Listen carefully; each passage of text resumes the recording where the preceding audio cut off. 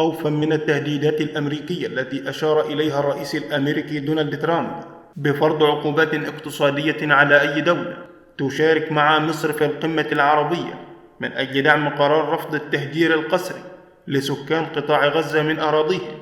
قرر الرئيس الجزائري عبد المجيد تبون عدم المشاركة في هذه القمة العربية الطارئة بمصر المقرر عقدها غدا الثلاثاء.